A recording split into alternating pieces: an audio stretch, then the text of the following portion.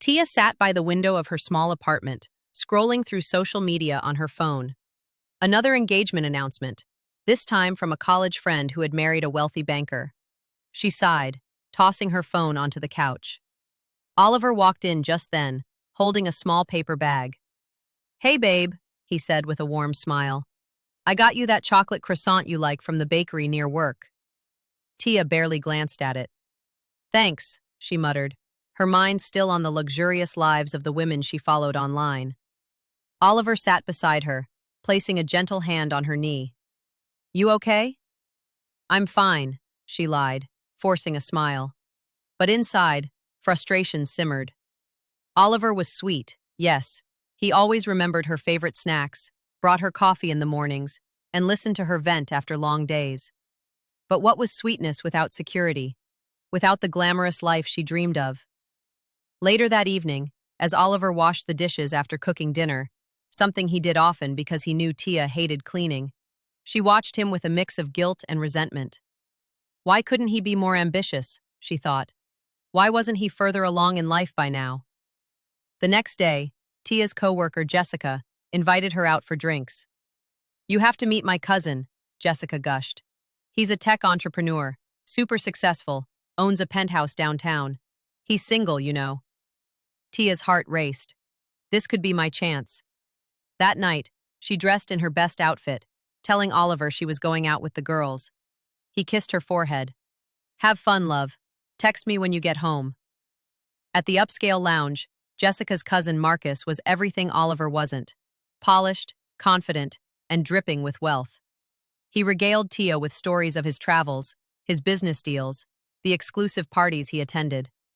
By the end of the night, he asked for her number. Tia hesitated for only a second before giving it to him. Over the next few weeks, Marcus wined and dined her in ways Oliver never could. Fancy restaurants, VIP events, even a weekend getaway. Tia was intoxicated by the lifestyle, the attention, the possibility of a future where money was no object. But then, one evening, as she waited at a high-end restaurant for Marcus to arrive, her phone buzzed. It was Oliver. "Hey, just checking in. I miss you. I know you've been busy, but I saved up for those concert tickets you wanted. Let me know when you're free." Tia stared at the message, her chest tightening. Oliver always remembered the little things. He always put her first. Just then, Marcus walked in, late as usual, with another woman on his arm. He laughed when he saw Tia's shocked expression. "Oh, relax, Tia. We're not exclusive, are we?" Her stomach dropped. That night, as she walked home alone, her phone buzzed again. "Oliver. Left some soup in the fridge for you in case you're hungry.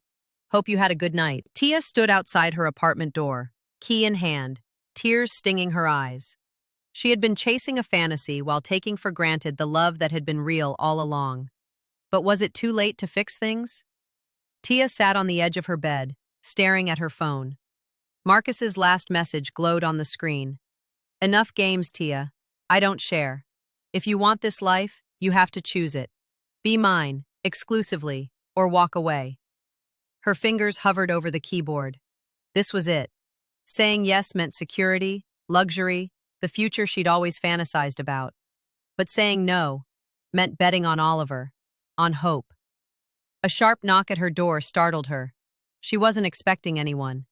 When she opened it, Oliver stood there, his eyes red-rimmed, his usually neat hair disheveled, as if he'd been running his hands through it for hours. "We need to talk," he said, his voice rough. Tia's stomach twisted. She stepped aside, letting him in. Oliver didn't sit. Instead, he paced, then stopped abruptly. "I saw you," he said. "With him. That guy in the suit at La Perla last week." Tia's breath hitched. He knew. Oliver exhaled sharply. "I was going to surprise you after your girls' night, but then I saw you laughing, holding his hand." His voice cracked. "I stood outside that restaurant for an hour, Tia, trying to convince myself I was wrong." She opened her mouth to explain, but Oliver held up a hand. "Just tell me the truth. Are you leaving me for him?" Tia hesitated. "I don't know."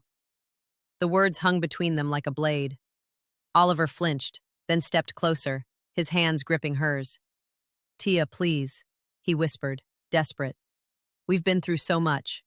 Remember when I stayed up all night helping you study for your licensing exam? When I sold my guitar to pay your rent that time you got laid off? His thumbs brushed her knuckles. I know I'm not where I want to be yet, but I'm getting there. Have faith in me. One day, I'll give you everything he can, and more, because it'll be real. Tia pulled her hands away, turning toward the window. The city lights blurred as tears filled her eyes. That's just it, Oliver. One day. Maybe. Hope. She swallowed hard. Marcus can give me those things now. A penthouse, trips to Dubai, a life where I don't have to stress over bills. Oliver's face fell. So that's what matters more? Money? It's not just money, she snapped. It's stability, security, a future where I'm not always waiting for one day to come. Silence. Then Oliver laughed bitterly. You think that guy really loves you? Or are you just another shiny thing for him to collect? Tia crossed her arms. And what if I am? At least he can afford me.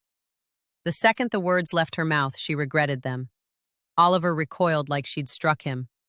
Wow, he breathed. Okay, I guess that's my answer. He turned toward the door, shoulders slumped. For a wild moment, Tia wanted to stop him, to take it all back. But then her phone buzzed. Marcus. Decision made? Oliver glanced back, saw the name on her screen, and his face hardened. Goodbye, Tia. The door clicked shut behind him. Tia sank to the floor, phone in hand. Marcus was waiting for an answer. Oliver was walking away. And for the first time, the luxury she'd chased felt hollow. But was she brave enough to run after Oliver? Or had she already made her choice?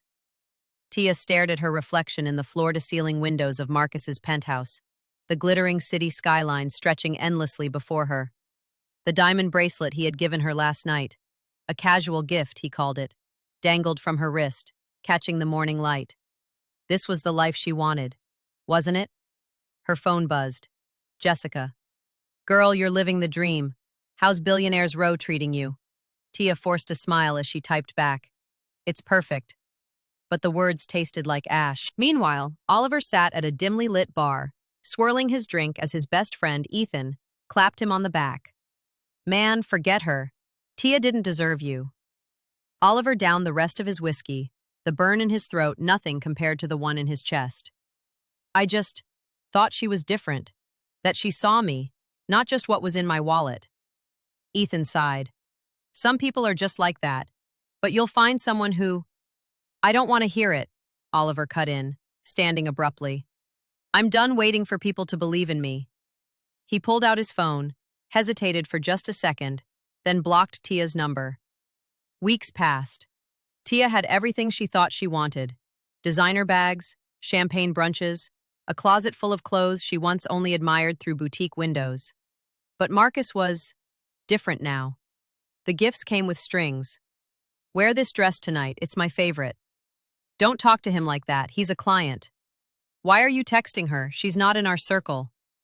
One evening, as Marcus scrolled through her phone, just checking your messages, babe.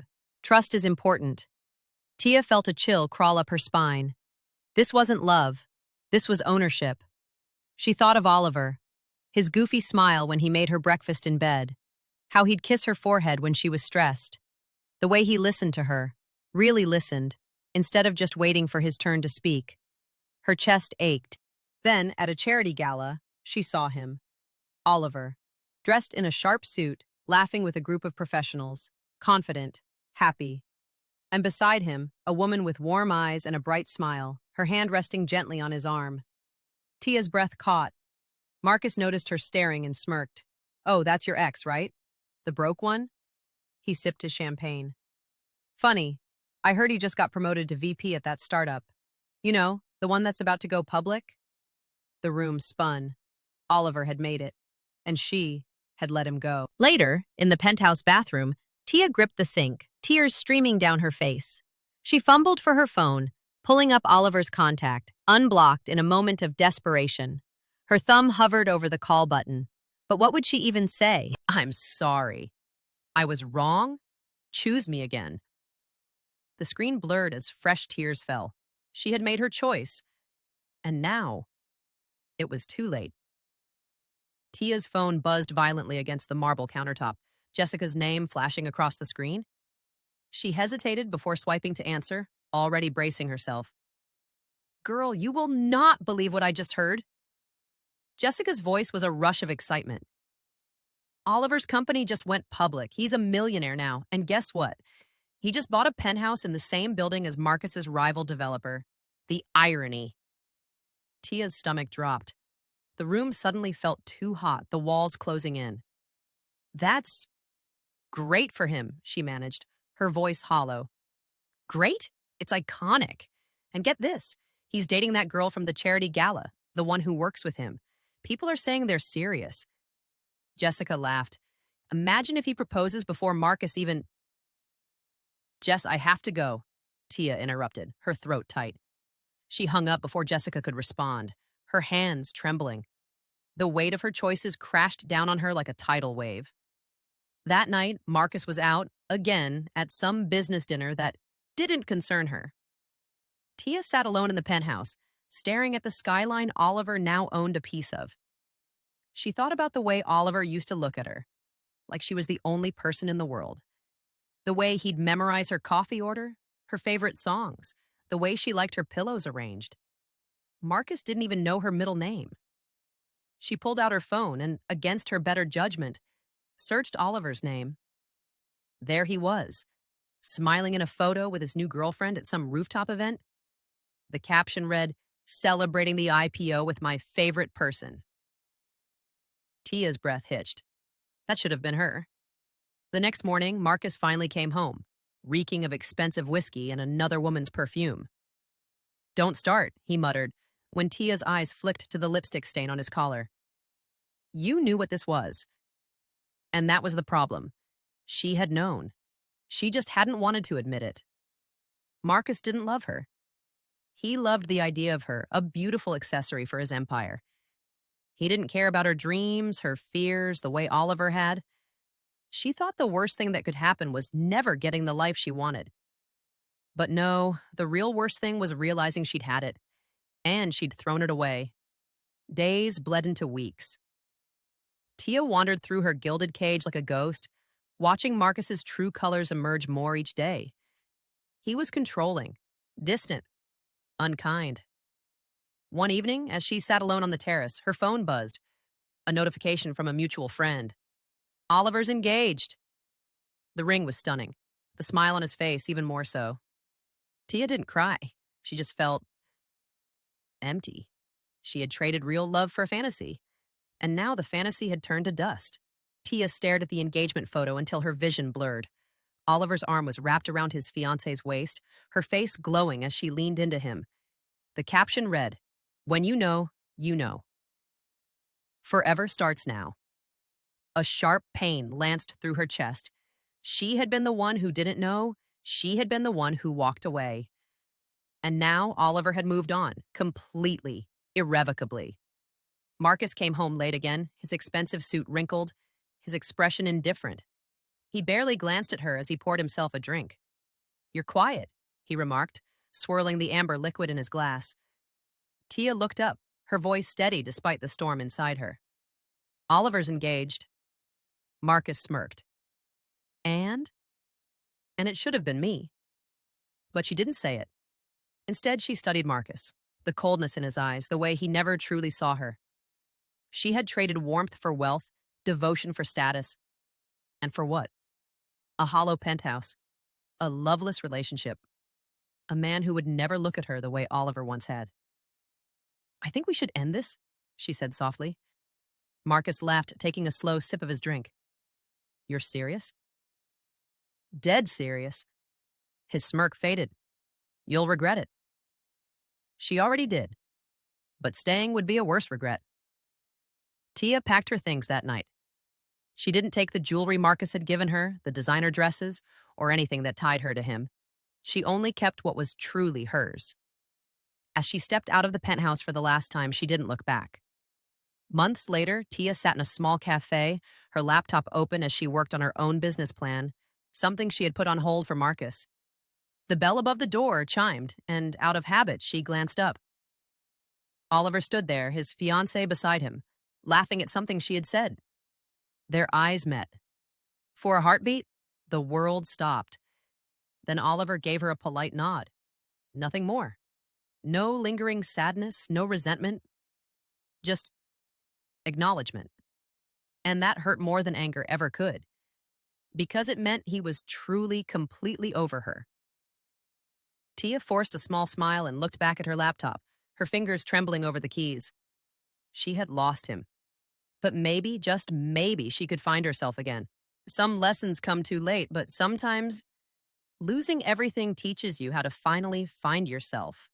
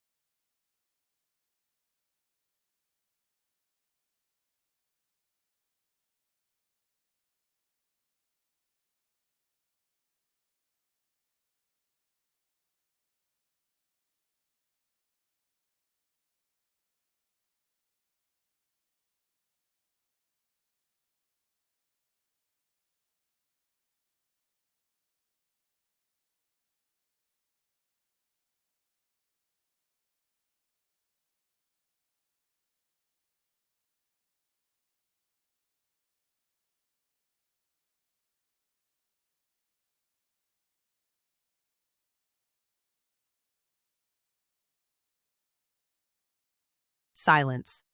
Then Oliver laughed bitterly. You think that guy really loves you?